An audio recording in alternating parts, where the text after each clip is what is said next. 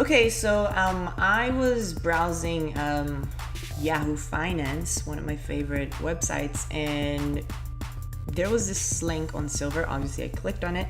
Took me to CNBC with a headline that says the relationship between gold and silver has changed dramatically. Okay, it's a video. It's worth watching. Maybe I'll post a link down below so you can take a look at this. But I found this little paragraph really interesting. Okay, actually these two paragraphs. So I'm gonna read it. In the beginning of 2016, an ounce of gold was worth as much as 77 ounces of silver. Okay, you know this already. This is the silver to gold or gold silver ratio.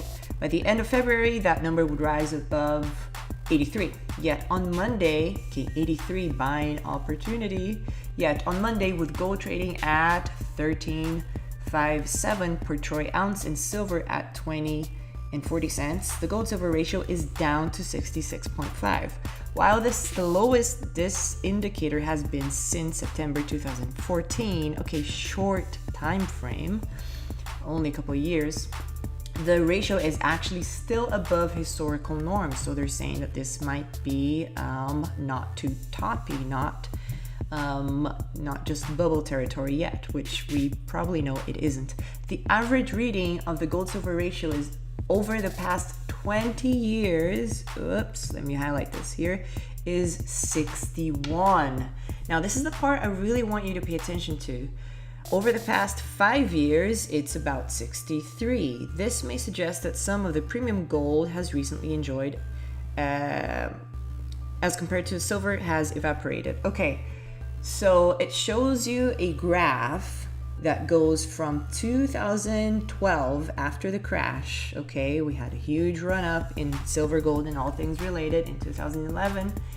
And then crashed, and now we have this short-term gold to silver ratio being shown right here. Now what I want to, you can read the whole thing, learn from it, etc., but what I want to grab your attention to, that's not even a thing, but you know what I mean, is this is about the past 20 years and then the last 4 years or so right here on this graph.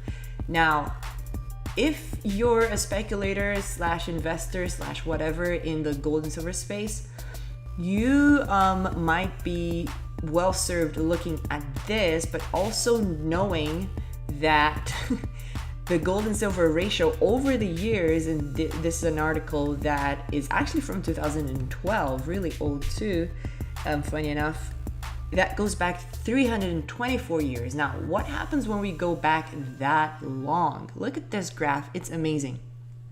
Starts here, 1687. Man, that's a long time ago. And it was stuck under the 20 range for a very, very long time. Obviously, gold and silver weren't nearly often as traded as they are today. You know, it wasn't this global market that we have today, but we in 2011, you know, barely hit 40, if we hit it at all. Okay, you can go and read this piece as well.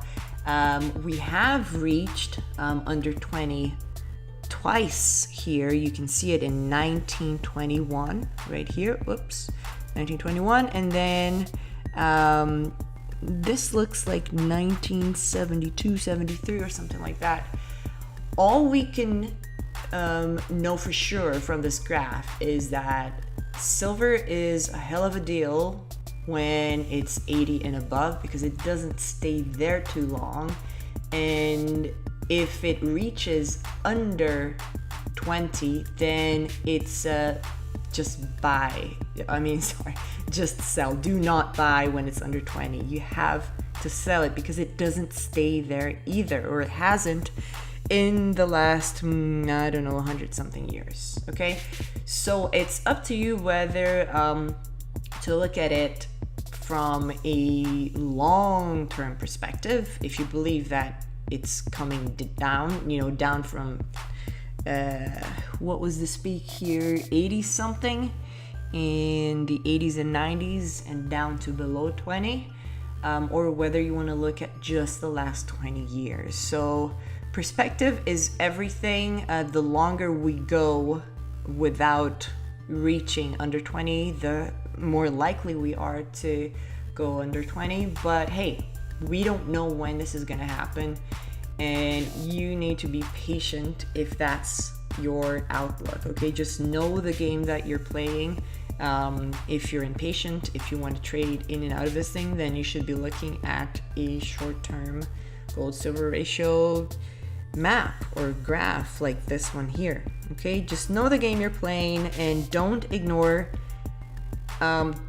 something just because you don't agree with it. Okay, everybody here is learning. Even if you're a grandmaster at this, you have to look at all pieces of news, and yes, take it with a grain of salt, but also be open to commentary from people you may not agree with, because that's how you learn, you know? I mean, at the end of the day, if you only hang out with people that agree with what you're saying, then chances are you are not going to make that much money. You could be on the wrong side of the trade. So this is just a little bit of insight for you. I'll see you on the next video. Take care.